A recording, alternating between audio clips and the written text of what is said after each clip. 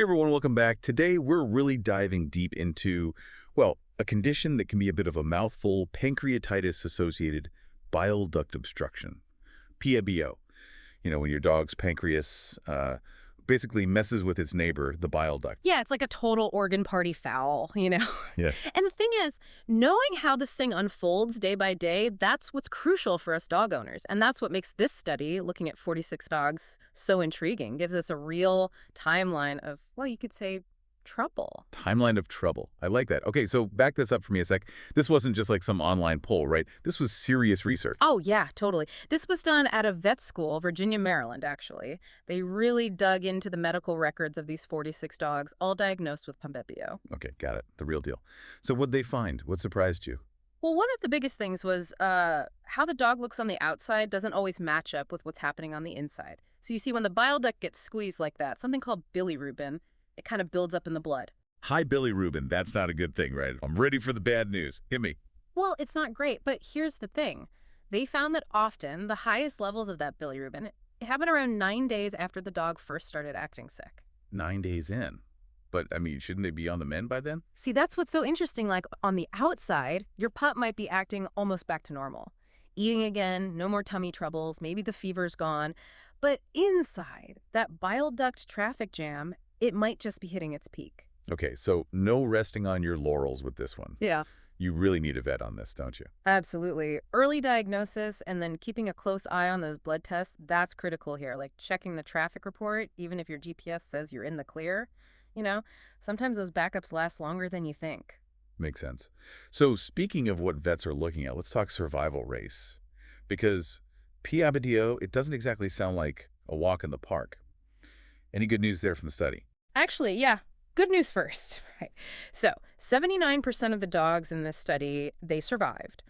And what's even more encouraging, the vast majority of those, 94%, recovered with just meds, no surgery needed. Wow, that's surprisingly good to hear. I think a lot of people, they hear blockage and automatically think it's got to be surgery. Right, it's tempting to jump to that, but this study really shows that rushing into surgery isn't always the best call, especially with all the risks involved with operating around the pancreas. It's a super delicate area. So not always a straight shot to surgery. Hmm. But what helps vets decide? Like if they see the bile duct is really blocked, is that an automatic red flag? And this is where it gets even more interesting. They found that neither how dilated the bile duct was, like how stretched out it got, nor those peak bilirubin levels we talked about, they couldn't accurately predict if a dog would pull through or not on their own. Wait, really? So even if a dog has off-the-charts bilirubin, it doesn't automatically mean they're. Nope. It's way more nuanced than that, which honestly is a good thing. Means each dog, each situation, it's got to be looked at individually. Okay, so it's not as simple as like bigger blockage equals worse odds. Got it. Yeah. So what are vets looking at then? What clues help them figure out the best way to help a dog with PABDO? Well, that's where getting the full picture, the dog's whole story, it becomes really crucial. See, this study, it brought up something super interesting.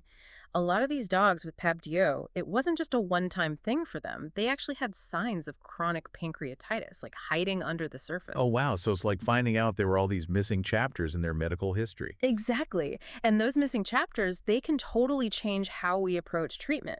Think about it if you're just focused on fixing the blockage right now, but you don't realize the pancreas has been struggling for a while. You're kind of missing a big piece of the puzzle, right? Yeah, that makes sense. Like it's the difference between putting a Band-Aid on a cut versus realizing, oh, this needs antibiotics. You got to deal with what's going on deeper down. Yeah. Exactly. And that's why this finding is so huge for future research, too. We know it's not as simple as bad blockage, bad outcome anymore. But now it's like, well, now we've got this whole new set of questions to figure out. Like we've unlocked the next level of the game, and all the clues are pointing us beyond just the bile duct. So what else could be affecting how a dog bounces back from PABDO? Is it something about the dog themselves?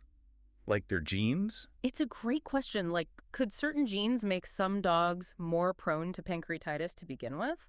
Or maybe some dogs, their genes make them respond better to certain treatments. Definitely something to look into. Or what about how the pancreatitis was handled before? Like, did diet have something to do with it?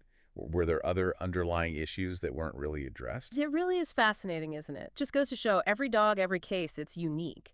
But this study, it gave us an awesome starting point. We busted some myths, we found those hidden connections, and now, well, we've got a whole bunch more questions to explore. And that's what makes this so cool, right? It's not just about memorizing facts about PABDO.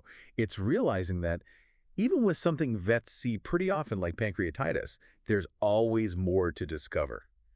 Yeah, it's like we thought we were getting a pamphlet on PABDO, but instead we got handed this whole detective's case file. Exactly. And honestly, the biggest takeaway for me is never stop asking those what ifs and those whys. Just like you're doing right now, diving deep into this research, that's what makes you such a great advocate for your dog. Well, someone's got to be on the case, right? But seriously, you're right. This deep dive has been uh, eye-opening to say the least. PABDO, it's complex, but knowing what we know now, it doesn't have to be so overwhelming. I totally agree. Knowledge is power, right? Especially when it comes to our furry family members. Knowing what questions to ask, what to watch out for, that's how we can be good partners with our vets and make the best decisions for our pups. Couldn't have said it better myself. And on that note, a huge thank you to you for joining us on this deep dive into all things PABDO. We hope you learned a thing or two, maybe see things a bit differently now, and hey, maybe even feel ready to chat with your vet about all things pancreatitis and bile duct health.